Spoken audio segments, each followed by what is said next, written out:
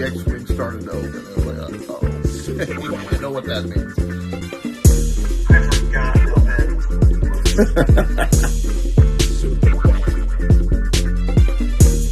Hello, it is Zach with a podcast named Tim, here with a movie review.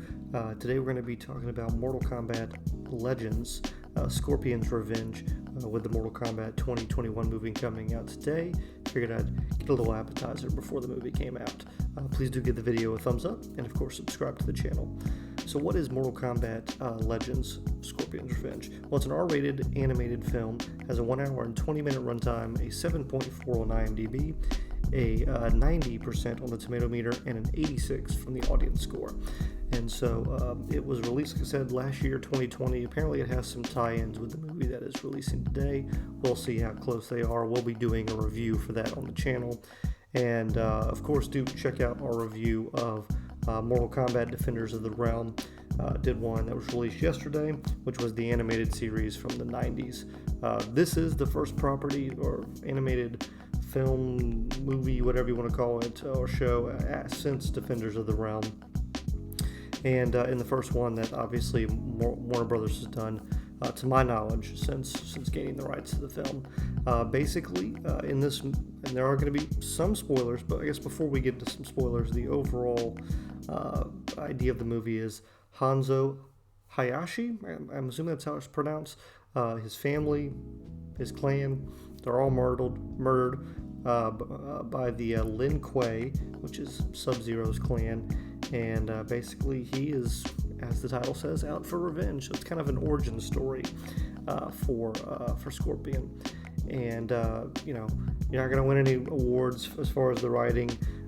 Some fun one-liners, some predictable storylines, but we're here for. It's Mortal Kombat. We're here for the action, we're here for the gore, and it delivers in both of those. It has the always really good Warner Brothers style of animation, and it's just it's a fun movie. They do a really good job of incorporating some of the things that they've seen that you'll see or remember in the games.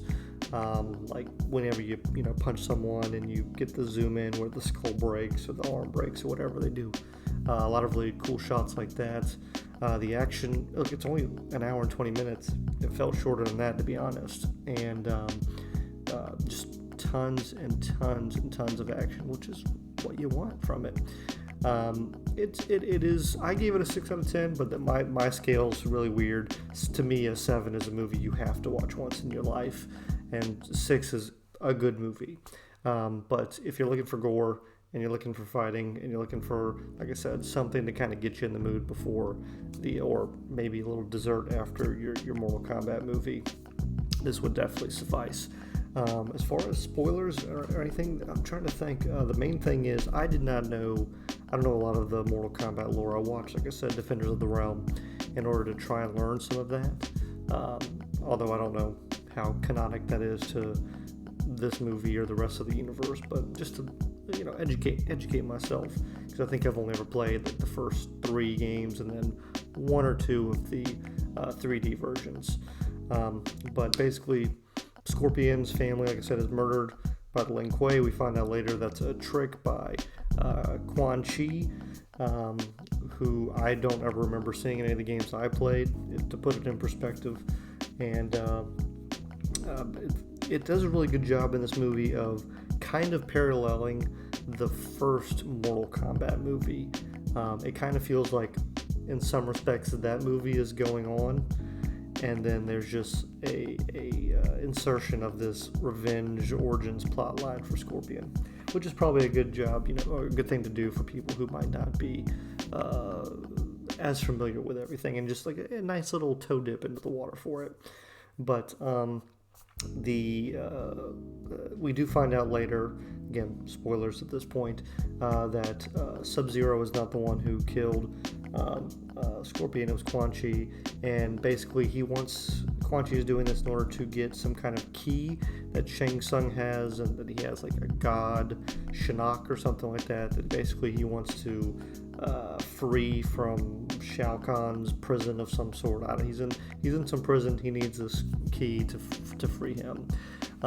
It's kind of weird because Scorpion is kind of an anti-hero in this. He certainly is not evil, as we were, from the original Mortal Kombat movie, kind of growing up. It's from my memory, a lot of the times that they'll do a lot of lore-based stuff. Sub-Zero kind of fills the role of being the kind of anti-hero. Again, like in Defenders of the Realm, he was kind of the lone wolf that kind of joined the team, or ended up joining the team, and Scorpion's the evil one. The roles are kind of reversed here. I will be very curious to see how much of this story is worked in, because I know we're going to see Hanzo in the movie that's coming out today. Like I said, going to be doing a review for that tomorrow. But they went to Hell, or Nether Realm, basically Hell, and had a really great fight there against Quan Chi, and I wish I would have seen the fight against the 1,000 demons, but you get the idea of what's going on there. As far as the actual tournament fights, let's see, there's Katana versus Liu Kang. She yields. She has much more of an edge than some of the other products that I've seen her, or productions I've seen her in, as far as her character. We get Reptile versus Sonya Blade. Jax gets the treatment. I don't know if you remember in the original Mortal Kombat movie, there's a gentleman who shows up with them on the island, and he just gets destroyed by Goru, and Jax basically gets that treatment. Goru actually rips his arms off. So I guess that's how he's going to get his cybernetic arms if they do a sequel.